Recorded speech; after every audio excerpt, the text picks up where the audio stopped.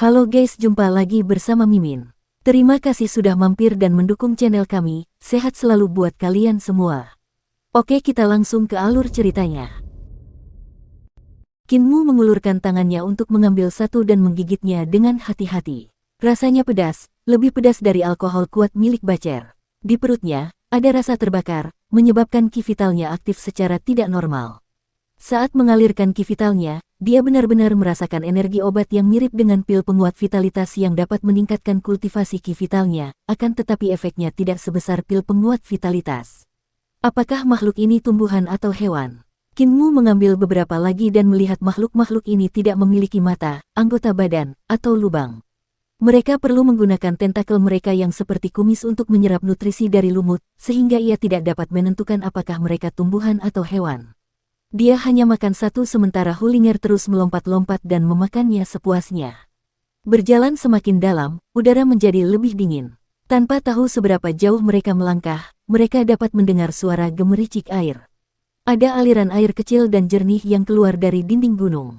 Ada beberapa ikan besar tanpa mata yang hidup di kolam di ujung aliran air. Beberapa ikan besar itu juga memancarkan cahaya neon. Jika mereka ingin menyeberang, mereka harus melewati kolam untuk sampai ke sisi yang lain. Ikan besar ini sangat ganas, mereka akan menerkam ke arah suara apapun yang mereka dengar dan mereka sangat kuat.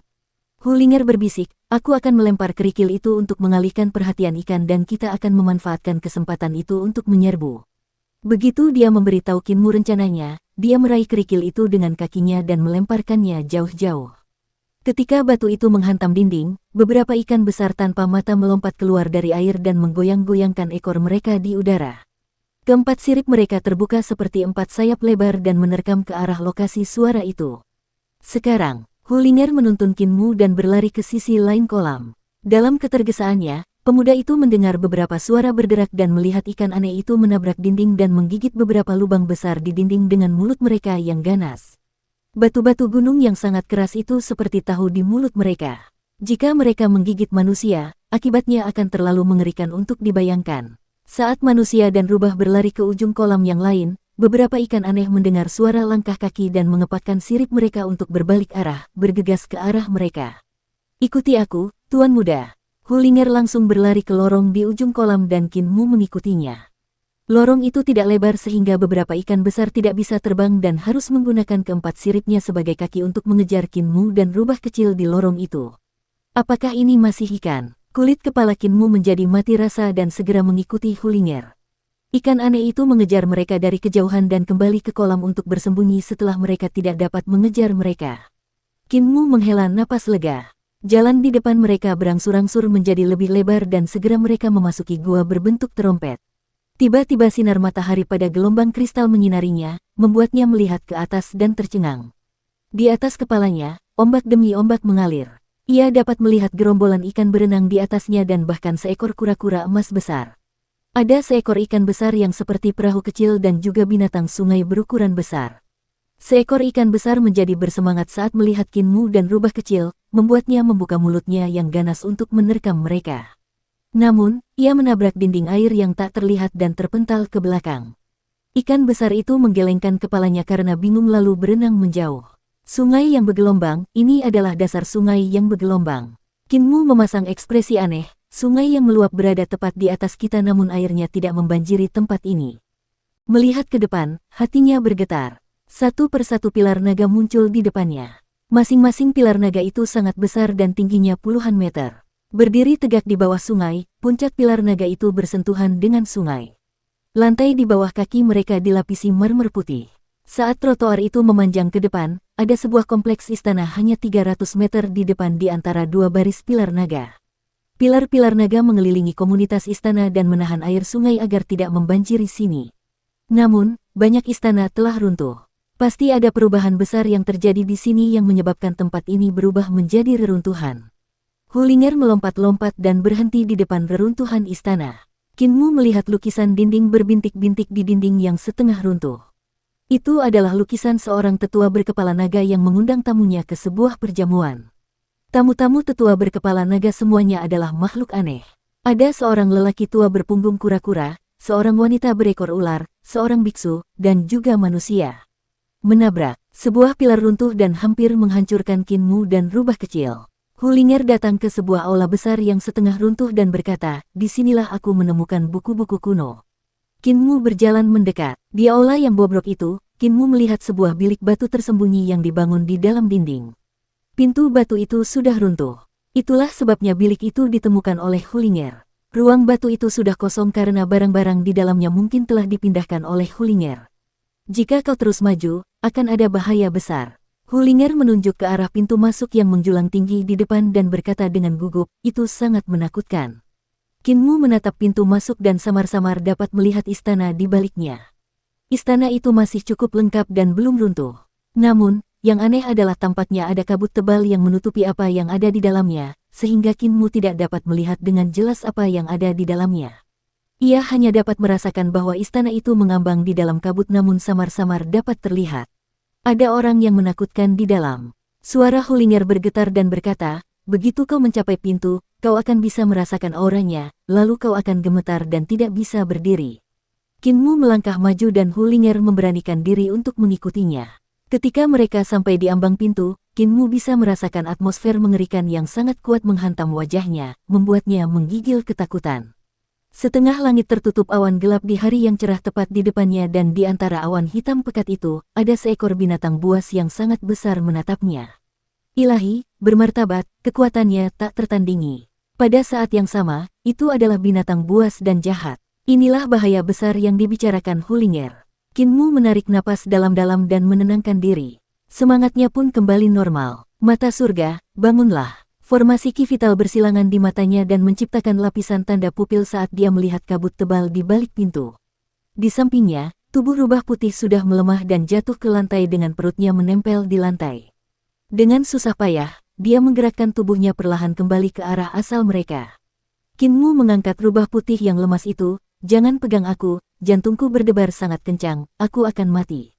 "Kau tidak akan mati, semua yang ada di istana naga ini sudah mati." Kinmu tertawa, "Coba tebak apa yang kulihat." Hulinger tidak menjawab dan melambaikan anggota tubuhnya di udara. Ekornya juga bergoyang ke kiri dan ke kanan, seolah-olah berusaha merangkak pergi, tidak mau tinggal di sana bahkan untuk sesaat.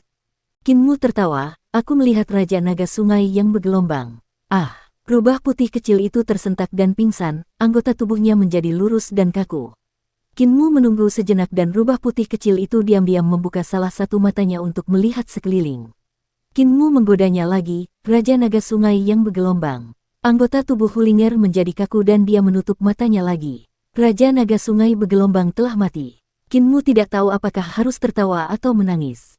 Hanya tulang-tulangnya yang tersisa. Siapa yang tahu sudah berapa lama Raja Naga itu mati? "Aku berhasil melihat tulang-tulang naganya di tengah kabut." Hulinger segera membuka matanya, "Sudah mati." Kinmu menganggukkan kepalanya, "Kali ini kamu akhirnya bisa tenang.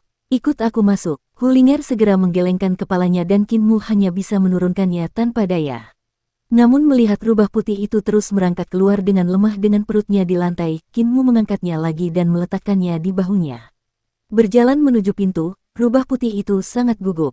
Dengan bulu-bulunya berdiri tegak, cakarnya mencengkeram bahu Kinmu dengan erat dan matanya yang penuh ketakutan menatap lebar ke depan, tidak berani bergerak sedikit pun. Saat Kinmu berjalan menembus kabut, Hulinger mencengkeramnya semakin erat dan ekornya yang berbulu menjadi sangat kaku. Setelah bertahun-tahun, kabut tebal itu tidak menghilang sama sekali.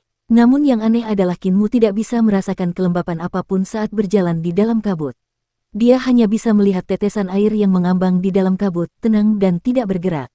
Dia kemudian melihat banyak batu giok yang pecah melayang di langit dan selain itu, ada juga potongan-potongan senjata roh, tulang-tulang yang patah, semuanya mengambang tanpa suara, seolah-olah tidak ada sedikit pun beban. Ketika dia berada di ambang pintu, dia hanya melihat tulang-tulang naga dan tidak melihat benda-benda lainnya. Pasti ada pertempuran sengit di sini, bahkan kerangka dan senjata roh para ahli hancur. Apa sebenarnya yang terjadi di sini? Apakah itu terjadi sebelum bencana reruntuhan besar atau sesudahnya? Kinmu tiba-tiba merasakan sakit yang tajam di kulit kepalanya. Hulinger lah yang ketakutan setengah mati oleh tengkorak yang mengambang dan melompat ke kepalanya sambil mencengkeram kulit kepalanya dengan erat, tubuhnya melengkung karena ketakutan. Rubah putih itu gemetar ketakutan, membuat kulit kepala Kinmu pun gemetar. "Naga!" Rubah putih menjerit dan menukik turun dari kepala Kinmu, menempel di punggungnya. Dengan anggota tubuhnya menempel di pinggang Kinmu, Kinmu tampak seperti sedang membawa ransel bulu putih. Di hadapan mereka, seekor naga besar berputar mengelilingi istana megah itu, kepala naganya yang besar terletak tinggi di atas aula besar, menatap lurus ke arah mereka. Ini adalah kerangka naga. Daging naga besar itu telah hilang dan hanya tersisa kerangkanya. Hanya giginya saja, dia jauh lebih tinggi dari Kinmu. Meskipun naga besar itu telah mati, kekuatan dan kelebihannya masih terlihat. Pastilah ia adalah makhluk yang sangat kuat di masa hidupnya. Kinmu membuka mata langitnya untuk melihat dan dia langsung merasa seolah-olah kerangka naga itu hidup kembali. Dengan cahaya ilahi yang menembus langit, naga besar itu tampak meliuk-liuk di matanya. Naga besar itu jelas sudah mati tetapi sikap dan keberaniannya membuatnya merasa bahwa naga besar itu masih hidup. Raja Naga Sungai yang bergelombang, seekor naga sejati. Kinmu menatap naga besar itu dan hatinya bergetar. Ia teringat akan jurus tinju yang diajarkan Matua kepadanya, badai 9 naga dengan 8 pukulan petir. Energi vital badai 9 naga terbagi menjadi 9 lapisan kekuatan. Lapisan pertama adalah serbuan naga yang mengamuk, lapisan kedua adalah putaran naga kembar. Dengan setiap lapisan kekuatan naga tambahan akan muncul. Melatih tinjunya sejak muda dengan Oldma, dia telah berlatih gerakan ini berkali-kali tetapi dia selalu tidak dapat memahami esensi dari keterampilan ini. Dengan peningkatan kultivasinya baru-baru ini, dia kemudian berhasil meningkatkan kekuatan Tempest of the Nine Dragons. Namun, ketika dia bertarung dengan Ming Xin, dia masih dalam posisi yang kurang menguntungkan. Hal ini bisa jadi terjadi karena dia tidak mengolah kitab suci Mahayana Rulai dari biara petir besar, tetapi juga karena kekuatan 9 naga di tinjunya hanya tampak seperti naga. Jika bentuknya seperti naga, bukan berarti itu naga. Penampakannya mungkin ada, tetapi kekuatannya tidak, jadi wajar saja kalau disentuh, naga itu akan hancur. Kalau saja kekuatan di tinjunya adalah naga sungguhan, sekalipun dia tidak mempelajari kitab Mahayana Rulai, badai 9 naga miliknya juga akan menjadi ajaran sejati.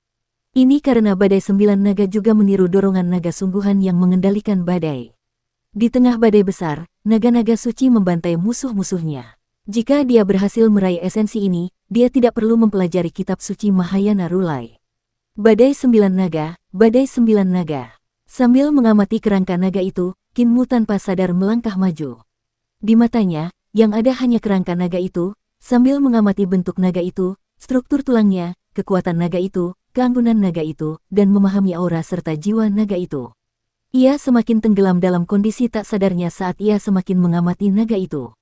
Saat ia bergerak maju, ia mulai membuat gerakan aneh dengan lengan dan tubuhnya, secara tidak sadar meniru tindakan naga sungguhan. Ki vital ini juga tanpa disadari berenang ke seluruh tubuhnya seperti naga sungguhan, menyempurnakan bagian-bagiannya dalam setiap sirkulasi. Dalam harta karun ilahi embrio rohnya juga meniru gerakannya saat menghirup dan mengembuskan ki vital. Sesuatu yang ajaib terjadi. Ki vital yang dihembuskannya tidak memasuki tubuh Kinmu dan malah berenang di sekitar tubuh embrio roh, berubah menjadi seekor naga kecil. Saat ki vital yang dihembuskan meningkat, naga kecil itu perlahan-lahan tumbuh dan menjadi setinggi manusia sambil melingkari embrio roh. Hulinger awalnya merasa takut, tetapi seiring berjalannya waktu, rasa takut di hatinya berkurang dan dia tidak takut lagi. Namun, saat Kinmu mengamati kerangka naga itu, dia juga benar-benar melupakannya. Setelah beberapa saat, perut Hulinger mulai berbunyi dan dengan hati-hati turun dari punggung Kinmu. Dia berjingkat-jingkat keluar dari istana naga bawah air bukan karena dia takut mengganggu Kinmu, tetapi karena dia takut akan membuat kerangka naga itu khawatir jika dia terlalu berisik. Setelah 1 jam, rubah putih itu kembali dari luar sambil memegang karung. Di dalam karung itu, ada banyak sekali makhluk aneh seperti bunga dan delayan. Hulinger menahan rasa takut terhadap naga di dalam hatinya dan berjalan ke dalam kabut, kembali ke tempat Kinmu berada. Dia naik kembali ke punggung Kinmu dan duduk di bahunya, memasukkan makhluk-makhluk itu ke dalam mulutnya. Seolah tidak merasakan apapun, Kinmu hanya memakan apapun yang masuk ke mulutnya.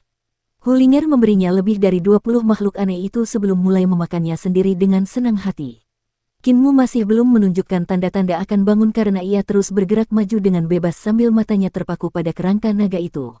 Kadang-kadang ia bahkan memanjat kerangka naga itu dan berjalan di atas tulang-tulang besar itu. Sementara itu, seekor naga hijau meliliti embrio rohnya sambil melepaskan percikan listrik, namun Kinmu terlalu fokus mempelajari kerangka naga itu dan tidak menyadarinya. 2 hari berlalu seperti ini. Kinmu sudah makan, minum, buang air kecil, buang air besar, dan tidur di sini, dan tubuhnya sudah bau, tetapi dia masih belum menunjukkan tanda-tanda akan bangun. Hulinger juga sangat sabar dan telah merawat Qin Mu selama ini. Ketika dia haus, dia akan menggunakan daun pohon untuk mengambil air untuknya. Ketika dia lapar, dia akan pergi dan menangkap beberapa makhluk aneh. Namun, untuk menangkap mereka, dia harus melewati kolam dan berhati-hati agar tidak dimakan oleh ikan aneh itu. Beruntung baginya, dia cukup pintar dan tidak terpeleset. Dan tentu saja, saat Qin Mu buang air besar, dia masih akan menjauh. Saat hari ketiga tiba, Hulinger sedang mengambil air ketika dia tiba-tiba mendengar suara Qin Mu yang terkejut, "Mengapa aku begitu kotor?" Hulinger terkejut dan terperanjat lalu menjawabnya dengan terus terang, "Aneh rasanya kalau kamu tidak kotor setelah berdiri di sini selama 3 hari. Sudah 3 hari. Qin Mu terkejut dan berteriak, "Ini buruk. Orang-orang di desa pasti akan sangat khawatir jika aku tidak kembali setelah 3 hari. Cepat, ayo kembali." Tiba-tiba, dia menghentikan langkahnya dan berkata, "Jika aku kembali sekarang, aku pasti akan dimarahi dan bahkan dilarang keluar lagi. Karena aku sudah keluar sekarang, mengapa aku tidak melihat-lihat di Istana Naga dan melihat harta apa yang bisa kutemukan?" Dengan semangat tinggi, dia berjalan ke Istana Naga bawah laut. Hulinger mengikutinya ke aula megah namun dengan keberaniannya yang kecil, dia hanya berani berada di sekitar kaki Qin Mu dan tidak berkeliaran sendiri. Aula besar itu juga diselimuti kabut yang bahkan lebih tebal daripada di luar, sehingga dia tidak dapat melihat jauh ke depan. Aneh, dari mana datangnya kabut ini? Qin Mu kebingungan. Kabut ini bukanlah kabut dan bahkan dengan mata langitnya, dia tidak dapat melihat jauh ke depan. Semakin dalam dia memasuki aula, semakin tebal kabutnya dan semakin sedikit yang bisa dia lihat. Hulinger menjadi semakin takut dan menggigit celana Qin Mu untuk mengikutinya. Pada saat itu, ia mendengar suara aneh, lembut, tenang, tetapi memancarkan perasaan sedih. Seolah-olah seseorang sedang menyanyikan lagu sedih di tengah kabut, tetapi suaranya dapat dimengerti. Itu adalah bahasa kuno yang misterius dan samar. Bahasa itu setua bahasa dewa dan setan. Saat Qin Mu mendengarkan lagu itu, dia menyentuh wajahnya dan menyadari bahwa tanpa disadari dia telah menangis. Lagu ini membuatnya merasa seolah-olah ada seorang wanita yang melayang-layang di tengah kabut sambil menyanyikan kisah patah hatinya. Tiba-tiba, cincin pada tongkat Biksu Hakara mulai berbunyi keras. Kakek Ma berkata bahwa tongkat Biksu Hakara memiliki efek menghilangkan pikiran kotor dan jahat. Ketika hati bergetar, cincin akan berdering. Setiap pikiran kotor dan jahat akan membuat cincin berdenting sekali. Sekarang cincin berdenting tanpa henti, apakah pikiran kotor dan jahatku sebesar itu? Qin Mu menunduk, tidak tahu apakah harus menangis atau tertawa. Ternyata Hulinger gemetaran sambil memegang erat kakinya. Namun ekornya berada di tongkat Hakara. Bukan jantung Qin Mu yang tidak teratur, melainkan jantung rubah kecil itu. "Linger, singkirkan ekormu," kata Qin Mu.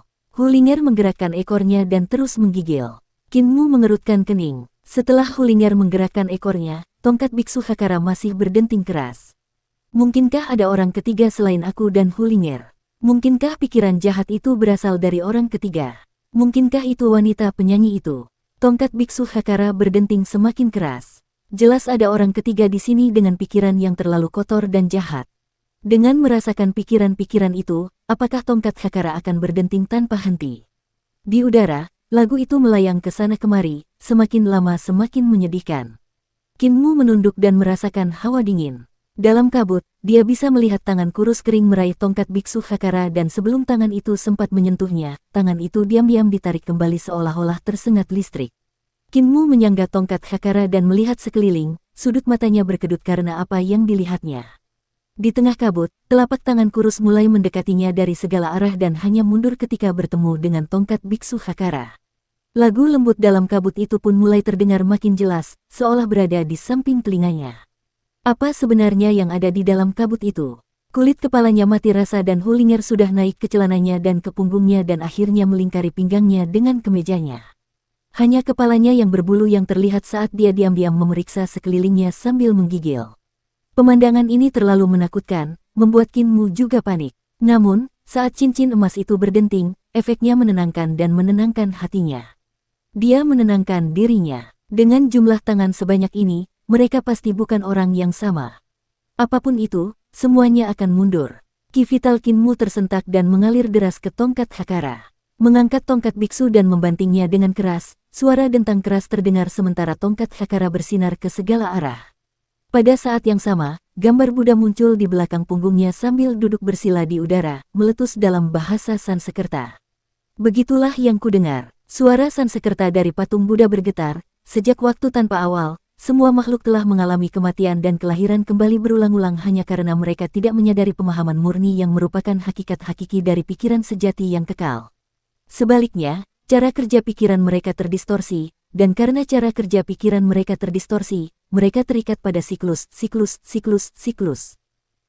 Di belakang Kinmu, ada roda cahaya yang berputar di belakang kepala Buddha yang bersinar terang ke segala arah. Bahkan kabut aneh pun tersapu oleh aura Buddha. Mendengar suara gemerincing yang terus-menerus, Kinmu melihat sekeliling dan melihat mayat-mayat kering berjatuhan satu persatu di udara, memenuhi seluruh lantai. Selain mayat-mayat kering, ada juga kerangka yang dagingnya sudah hilang, hanya menyisakan tulang. Namun, tulang-tulang itu dihiasi dengan pakaian longgar yang tampak seperti pakaian istana. Kabut di sekelilingnya telah menghilang, seketika itu juga pandangannya menjadi jernih. Namun, lagu itu masih berlanjut tetapi kini terdengar semakin jauh darinya. Lagu itu masih merdu dan penuh dengan kesedihan yang tak berujung. Kinmu menyebarkan ki vitalnya dan gambar Buddha di belakangnya menghilang. Mengapa ada begitu banyak mayat yang disembunyikan di aula besar? Mayat-mayat ini tidak terlihat seperti orang biasa. Kinmu mengamati mayat-mayat itu dan sedikit mengernyit. Ada terlalu banyak mayat di sini dan tidak normal jika mereka tidak membusuk. Tubuh Raja Naga Sungai yang bergelombang di luar sudah membusuk, meninggalkan kerangka. Bagaimana mungkin mayat-mayat di aula itu bisa diawetkan sampai sekarang? Ada kemungkinan bahwa mayat-mayat ini datang setelah bencana reruntuhan besar. Mereka telah menemukan jalan menuju Istana Naga Sungai bergelombang dan memasuki aula besar ini, sama seperti Hulinger dan aku. Sudut mata Kinmu berkedut dan melihat ke depan. Bagian dalam aula besar masih tertutup kabut tebal. Apa yang tersembunyi dalam kabut yang telah membunuh mereka dan mengubah mereka menjadi seperti ini? Kulit kepalanya mati rasa saat dia mencengkeram tongkat biksunya erat-erat. Tongkat biksu Hakara itu tidak diragukan lagi adalah harta yang nilainya setara dengan seluruh kota. Dia hanya memasukkan ki vitalnya ke dalam tongkat biksu itu dan kekuatan yang begitu menakjubkan muncul. Nenek Si ingin dia membawa tongkat biksu itu keluar. Nenek Si sangat memperhatikan keselamatannya dan selain tongkat biksu, dia juga berubah wujud menjadi berbagai wujud lain untuk melindunginya dalam kegelapan. Nenek pasti sangat khawatir selama beberapa hari ini. Kinmu merasa bersalah tetapi semangatnya kembali bangkit saat dia melihat sekeliling, sumber kabut ini, dan juga bahaya besar, seharusnya berada di sekitar aula besar ini. Apa yang telah membunuh para praktisi yang datang untuk menjelajah? Pada saat ini, kabut tebal di aula melonjak ke arahnya dan menyebar di bawah kakinya sebelum perlahan-lahan naik. Ketika mayat-mayat kering di lantai ditutupi oleh kabut, mereka benar-benar perlahan-lahan menggerakkan tubuh mereka dan berdiri dengan aneh. Kabut semakin tinggi dan segera naik di atas kepala Kinmu. Di dalam kabut, mayat-mayat mulai melayang ke atas. Saat kabut semakin tebal, mayat-mayat kering menghilang dalam kabut. Siapakah hantu yang mendatangkan masalah dan membingungkanku? Hakara. Kinmu membawa tongkat biksu dan melangkah maju. Setelah puluhan meter ke depan, lagu itu terasa lebih dekat dan Kinmu mengangkat tongkat biksunya untuk membanting dengan keras. Aura Buddha bersinar terang dan suara Buddha mengelilinginya. Di belakangnya muncul gambar Buddha sekali lagi dan aura Buddha bersinar dengan gemilang, menaklukkan kabut dan menyebabkan mayat-mayat kering jatuh ke tanah sekali lagi. Biksu kecil, sebuah suara yang menusuk tulang tiba-tiba bergema di aula, namun, suara itu hanya mengatakan satu kalimat, membuat Kinmu dan Rubah Kecil curiga bahwa mereka salah dengar. Kinmu akhirnya melihat sumber kabut yang keluar dari patung es di Istana Naga. Akhirnya dia berjalan mendekat dan melihat seekor naga muda berbaring diam di dalamnya. Ada pedang patah yang tertusuk di dadanya, menusuk jantungnya. Di antara pilar-pilar naga di aula besar, ada seekor naga hijau besar yang berenang perlahan ke sana kemari. Naga itu tampak tidak memiliki tubuh fisik saat melewati pilar-pilar naga itu. Lagu itu datangnya dari sang naga hijau dan pandangannya tak pernah lepas dari tubuh naga muda yang membeku itu. Tatapannya penuh dengan kasih sayang dan kesedihan yang lembut, seperti nyanyiannya, tampak patah hati karena anaknya telah meninggalkannya. Ini adalah jiwa naga, jiwa seekor naga. Bisa jadi itu adalah Raja Naga Sungai yang bergelombang atau bisa juga istri Raja Naga Sungai yang bergelombang. Itu adalah seorang ibu dan naga muda yang membeku itu seharusnya adalah anaknya. Dia pasti telah mengalami malapetaka reruntuhan besar sementara anaknya menderita luka pedang yang mematikan. Dia pasti sangat mencintai anaknya sehingga membekukannya saat dia meninggal karena malapetaka itu. Namun, jiwanya masih berkeliaran di aula besar ini, menjaga anaknya yang berharga sambil menyanyikan lagu anak-anak ras naga, berharap untuk membangunkan anaknya suatu hari nanti. Biksu kecil, ke sini. Tiba-tiba, suara itu bergema lagi dan Qin Mu melihat ke arah sumbernya. Selain balok es misterius ini, Qin Mu melihat balok es misterius lain di aula. Balok es misterius ini tersembunyi di balik balok es yang telah menyegel naga muda itu. Kedua balok itu saling terkait. Dukung terus channel YouTube Sabta Novel. Di dalam balok es ini, seorang tetua alis putih dengan pakaian ungu disegel di dalamnya. Pakaian yang dikenakan tetua itu seharusnya adalah jubah resmi yang merupakan jubah senja yang disulam dengan 9 ornamen. Di pinggangnya tergantung liontin emas dan giok serta pedang. Di kepalanya ada mahkota kekaisaran berumbai 9 sementara dia berpose mencabuti bulu. Dengan spanduk hitam di satu tangan, tangannya yang lain masuk ke dalam balok es misterius lainnya dan meraih manik hijau seukuran telur. Dia tidak tahu apa itu manik hijau, tetapi manik hijau itu mempunyai seekor naga hijau kecil melingkar di dalamnya. Apakah manik-manik inilah yang membekukan lelaki tua itu?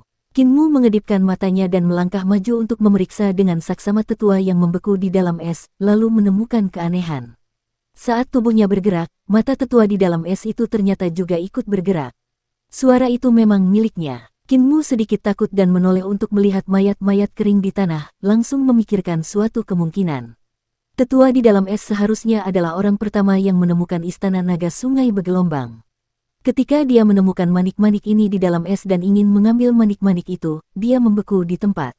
Mampu bertahan hidup di dalam es dalam waktu yang lama dan tidak mati mungkin disebabkan oleh panji hitam di tangannya yang telah membunuh para praktisi yang telah memasuki istana naga setelahnya dan menyerap saripati dan darah mereka, sehingga para praktisi tersebut telah berubah menjadi mayat kering setelah kematian mereka.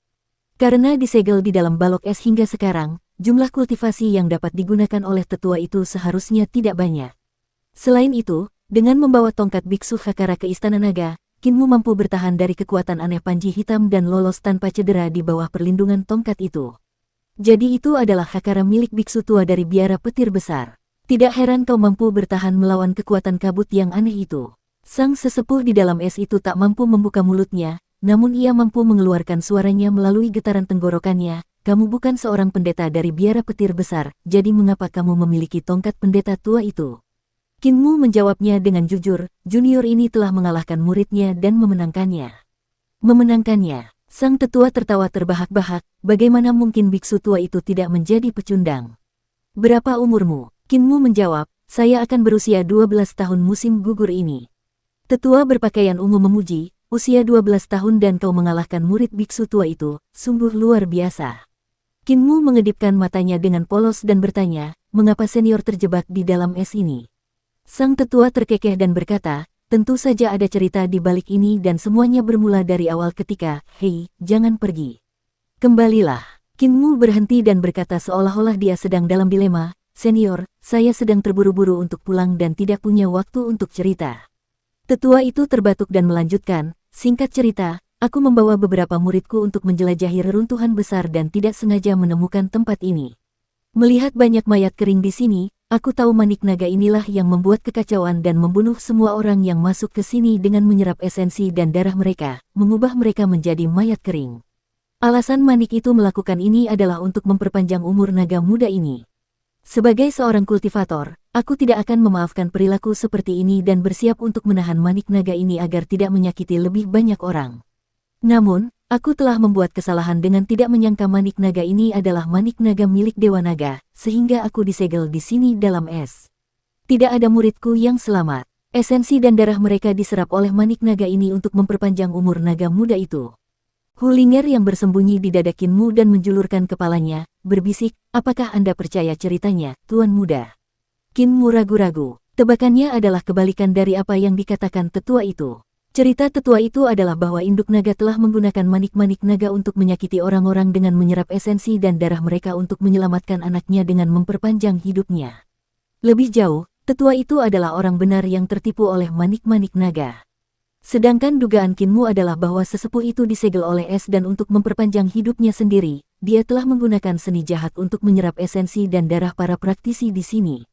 Qin Mu tidak dapat menyangkal bahwa tebakannya dan cerita tetua itu bisa saja benar, tetapi manakah skenario yang sebenarnya? Qin Mu menoleh ke sekelilingnya dan melihat kabut kembali menyerbu ke arahnya. Dia pun segera membanting tongkat biksu Hakara ke tanah. Begitulah yang kudengar. Citra Buddha muncul di belakangnya lagi saat suara sansekertanya bergema. Sejak waktu tanpa awal, semua makhluk telah mengalami kematian dan kelahiran kembali berulang-ulang hanya karena mereka tidak menyadari pemahaman murni yang merupakan hakikat hakiki dari pikiran sejati yang kekal. Sebaliknya, cara kerja pikiran mereka terdistorsi, dan karena cara kerja pikiran mereka terdistorsi, mereka terikat pada siklus. Ajaran Buddha biara petir besar memang hebat. Tetua di dalam es itu mengaguminya. Bagaimana aku harus menyapa senior? Kinmu menghilangkan kabut dan bertanya. Tetua di dalam es itu menjawab, namaku Gulinuan, guru dari putra mahkota Kekaisaran Perdamaian Abadi dan pejabat tingkat pertama yang lebih rendah. Jika kau bisa menyelamatkanku dari sini, aku bisa menjanjikan kekayaan yang tak terbatas saat kita kembali ke Kekaisaran Perdamaian Abadi. Kinmu merenungkannya. Pemimpin sekte-sekte Sungai Li, Mu Beifeng adalah pejabat tingkat 2 yang lebih rendah sedangkan Gulinuan ini adalah pejabat tingkat pertama yang lebih rendah jadi dia pasti lebih kuat. Apa yang dikatakan senior ini benar? Katanya pada Hulinger. Hulinger bingung, bagaimana kamu tahu apa yang dikatakannya itu benar? Kabut dihasilkan oleh jiwa naga. Kinmu menunjuk ke arah jiwa induk naga yang berenang di sekitarnya. Kemanapun jiwa naga itu lewat, kabut akan semakin tebal dan mayat-mayat kering akan berdiri sekali lagi dan melayang ke arah Kinmu seolah-olah mereka bisa mencium baunya. Kabut semacam ini bisa membuat mayat-mayat kering ini menjadi tidak mati atau hidup. Ini adalah metode yang digunakan untuk melindungi putranya dan juga untuk melindungi aula besar ini. Kinmu menganalisis. Hulinger juga menyadari hal ini. Begitu kabut yang disemburkan jiwa naga itu menghilang, mayat-mayat kering itu akan berhenti bergerak dan jatuh kembali ke tanah. Ketika kabut menyelimuti tubuh-tubuh itu sekali lagi, mayat-mayat kering itu akan hidup kembali dan mencoba menyerang siapapun yang ada di dekatnya. Mayat-mayat kering itu seperti penjaga aula besar ini, untuk mencegah orang-orang mencuri manik-manik naga dan mengganggu penyembuhan naga muda itu. Dan asal mula mayat-mayat kering ini barangkali seperti yang dikatakan oleh sesepuh tadi, yakni perbuatan manik-manik naga yang menyerap setiap tetes darah dan saripati terakhir dari para praktisi yang telah masuk tanpa izin ke dalam istana naga untuk memperpanjang umur sang naga muda. Kinmu merasa gelisah, senior Gu, meskipun aku tega membantumu, tapi dengan kekuatan junior yang sangat terbatas, aku khawatir aku tidak akan mampu melakukannya. Gulinuan terkekeh, tentu saja kau tidak memiliki kekuatan untuk melarutkan es misterius dari manik naga, namun aku memilikinya. Selama kau mendengarkan perintahku, kau dapat membebaskanku. Saat aku bebas, kau dapat memperoleh apapun yang kau inginkan. Suaranya mengandung sedikit kesombongan yang menunjukkan bahwa guru dari putra mahkota adalah seorang yang kedudukannya amat tinggi. Aku mungkin telah terperangkap dalam es misterius ini, tetapi kultivasiku masih ada di sini, jadi es itu belum bisa membekukanku sampai mati. Gulinuan melanjutkan, aku akan menggunakan sisa kultivasiku untuk mengeluarkan pedangku dari es. Dengan pedang itu, kau akan membunuh jiwa induk naga. Begitu jiwanya terbunuh, manik naga itu tidak akan bisa lagi menjebakku. Saat aku bebas, aku bahkan bisa menghadiahimu dengan manik naga ini. Kinmu terlonjak kaget dan berteriak, bunuh jiwa induk naga. Senior, junior baru saja berkultivasi ke alam embrio roh dan merupakan praktisi yang lemah. Bagaimana aku bisa membunuh jiwa induk naga? Gulinuan tertawa dingin. Tentu saja kau tidak bisa, tetapi dengan pedangku, kau bisa. Pedangku bukanlah senjata biasa dan juga bukan barang rongsokan yang kau bawa di punggungmu.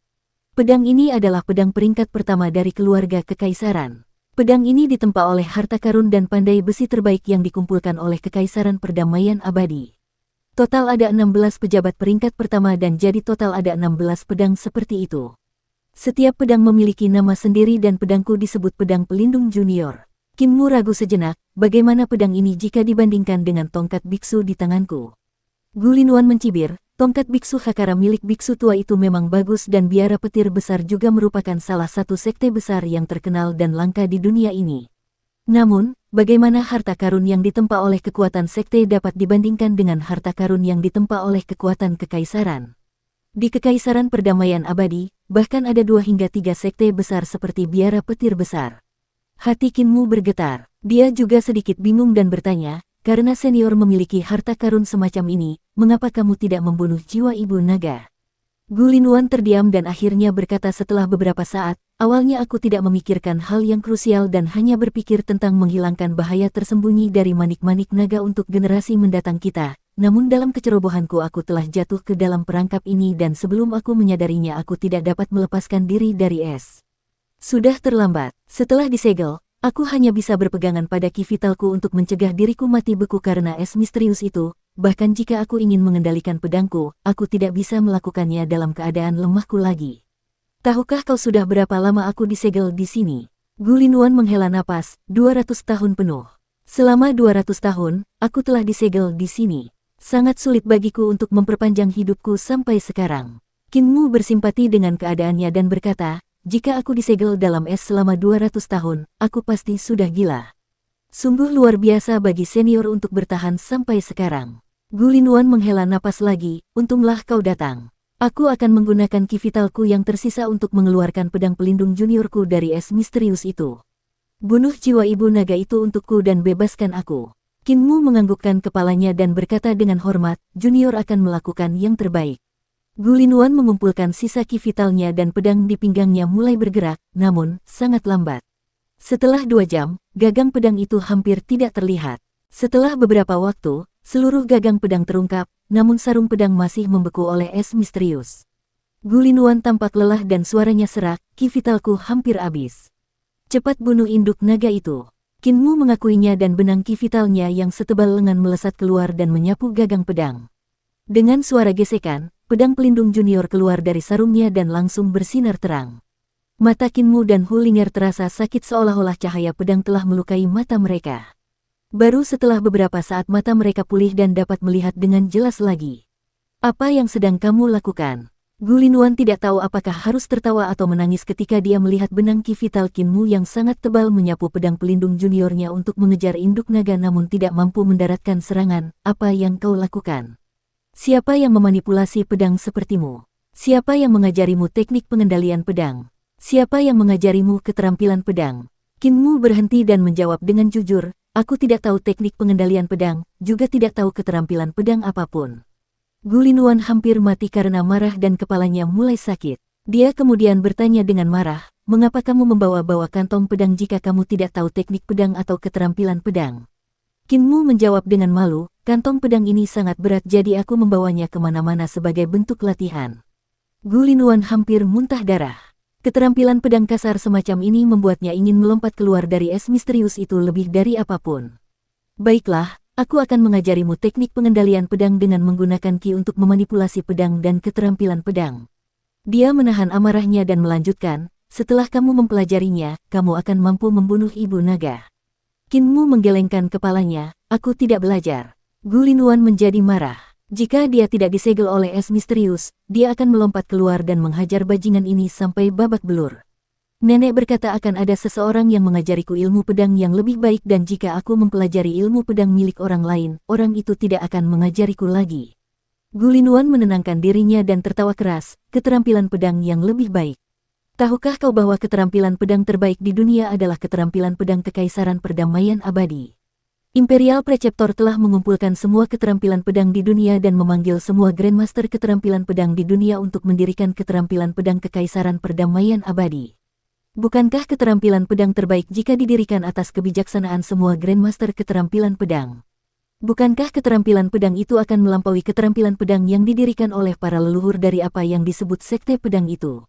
Apa yang disebut sekte pedang itu pada dasarnya hanya mengikuti jejak leluhur mereka dan tetap terjebak dalam cara-cara lama, berpikir bahwa mereka tak terkalahkan, tidak tahu bahwa mereka sudah jauh tertinggal.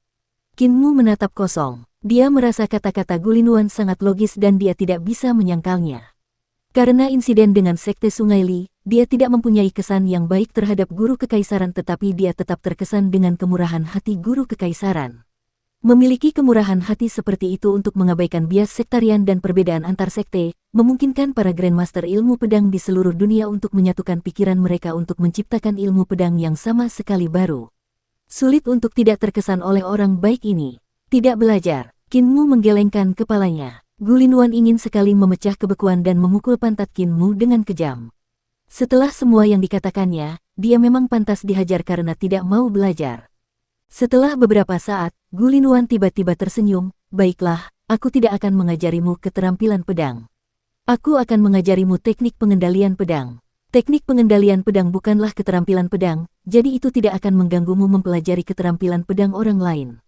Hati Kinmu bimbang dan dia mengangguk dengan enggan. Sepertinya kau bukan keledai yang keras kepala dan tahu apa yang baik untukmu. Teknik pengendalian pedang ini disebut rahasia hati eliksir. Teknik ini mengajarkanmu cara mengendalikan pedang dan tidak mengajarkanmu keterampilan pedang. Roh Gu Linluan bergetar dan berkata, apa itu jantung ramuan? Ramuan itu murni, batu giok tanpa cacat, pil roh transformasi 9, hati yang sempurna dan indah, begitu murni tanpa kotoran apapun. Teknik pengendalian pedang ini membutuhkan hati yang murni dan polos untuk mengendalikan pedang. Ketika hatimu ada di sana, pedangmu juga akan ada di sana dan akan merugikan jika tidak mengikuti petunjuknya. Ketidakmampuan teknik pengendalian pedang di dunia ini berasal dari berpegang teguh pada tradisi lama. Langkah pertama untuk menumbuhkan hati ramuan, hati sebagai api, tungku di dantian, menggunakan api hati untuk menumbuhkan vitalitas sejati. Dengan tungku sebagai ladang dan api sebagai benih. Menantang Dewa Matahari untuk 10 matahari terbit, menggunakan api suci dari matahari yang menyala-nyala untuk membakar dengan gemilang. Kinmu segera memusatkan pikirannya untuk menghafal. Teknik pengendalian pedang rahasia hati eliksir sangat mendalam dan benar, bahkan ketika ada nyanyian hafalan, jika tidak ada yang menjelaskan makna mendalamnya, dia tidak akan tahu cara mengolahnya.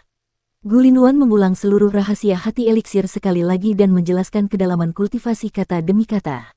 Saat dia mendengarkan, jantung Kinmu berdebar-debar seperti monyet roh yang menjepit telinganya dan menggaruk pipinya.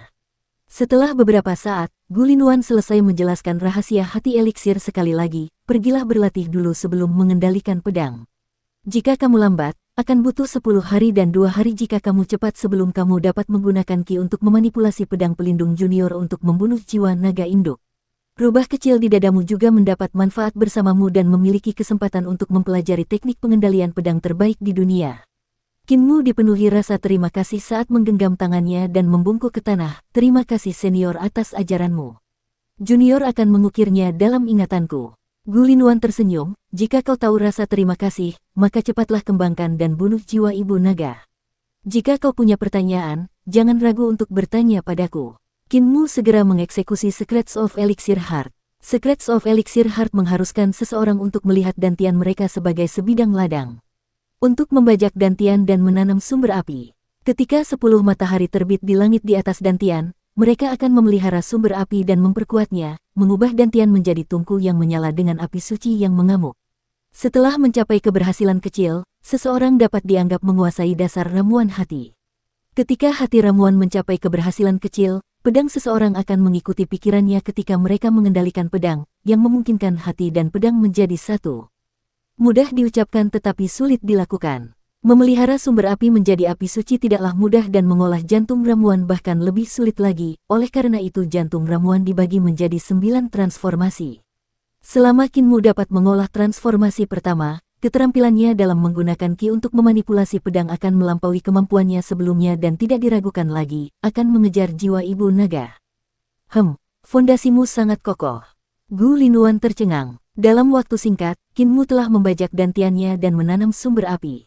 10 matahari juga telah terbit bersama dan mulai memelihara sumber api.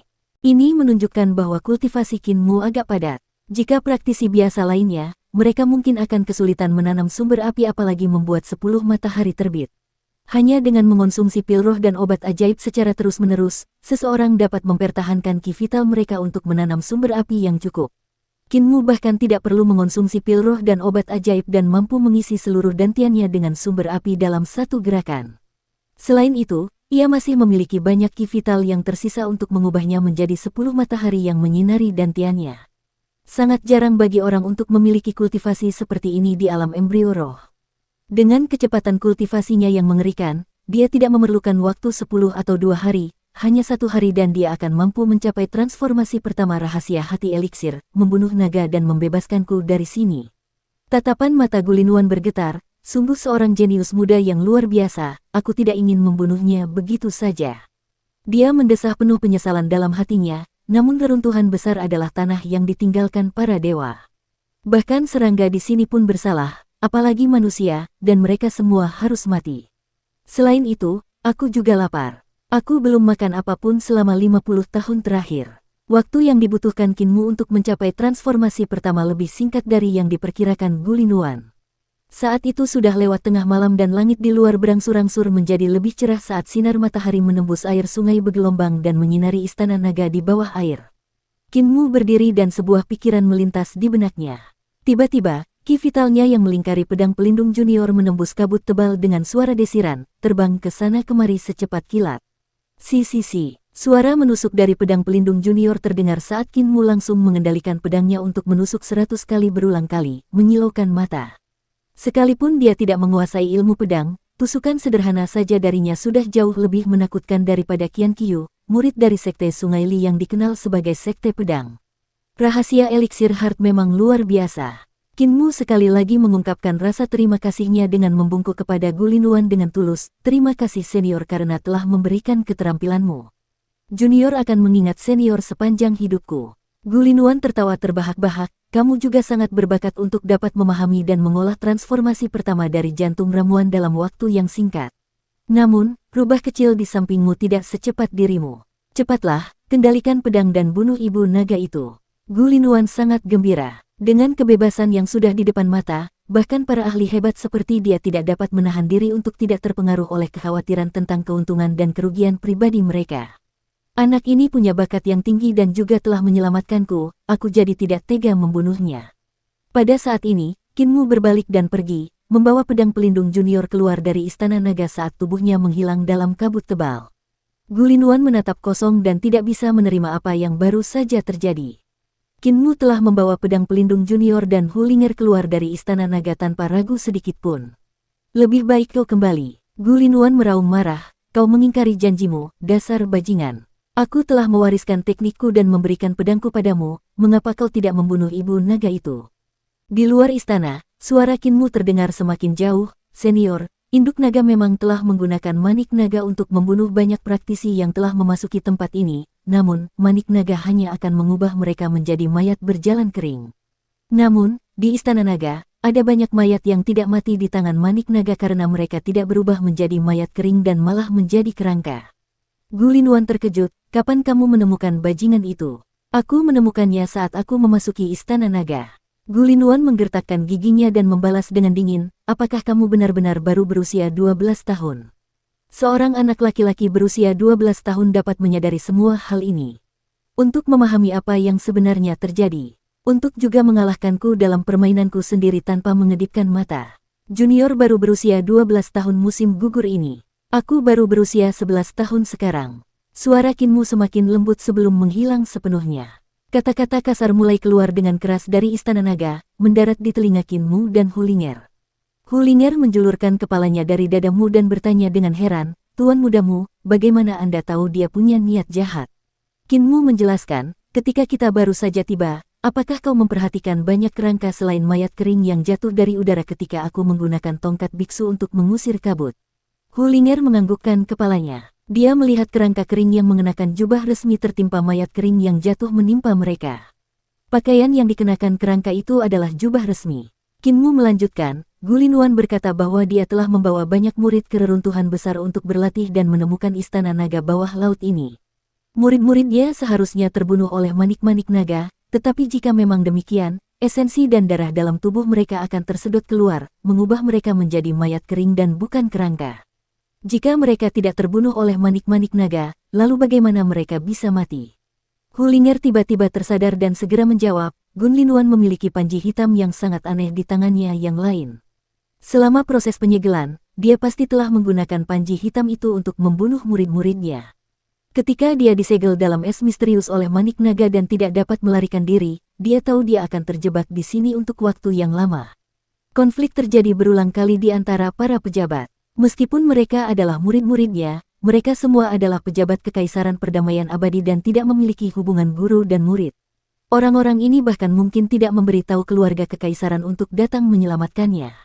Bagaimanapun, kursi kosong milik guru putra mahkota selalu bermanfaat bagi semua orang. Qin Mu menganggukkan kepalanya, karena keluarga kekaisaran mungkin tidak menyelamatkannya. Dia bisa menyerah atau bertahan sampai akhir dengan menyerap semua esensi dan darah murid-muridnya untuk mencegah dirinya mati kelaparan setelah disegel terlalu lama.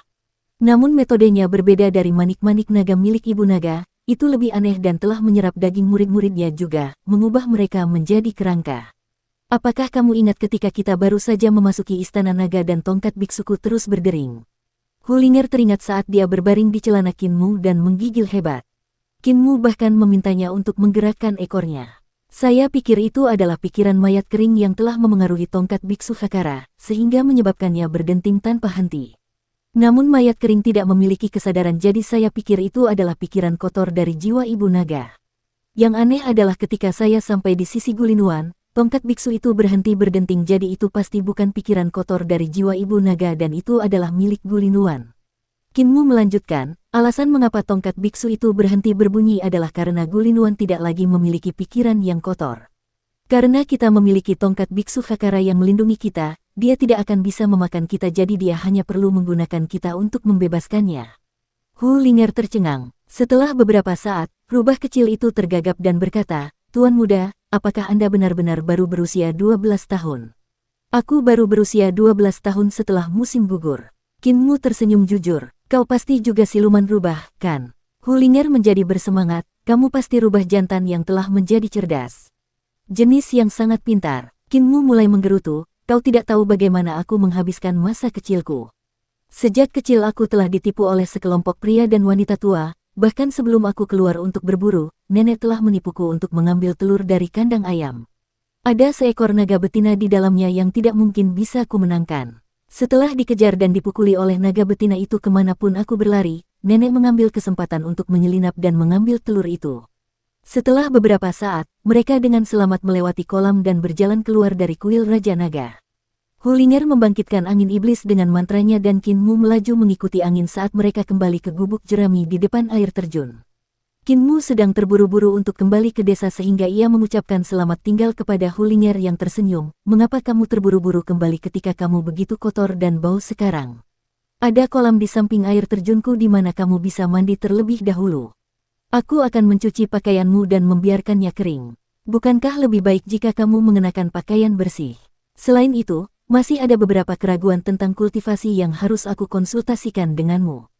Kinmu ragu sejenak dan ingin menjawabnya, namun, tawa dingin nenek si terdengar dari dalam gubuk jerami. "Mandi? Berkultivasi? Apakah memetik yin untuk memelihara yang atau memetik yang untuk memelihara yin?" "Nenek." Kinmu tercengang dan terkejut, "Mengapa kamu ada di sini?"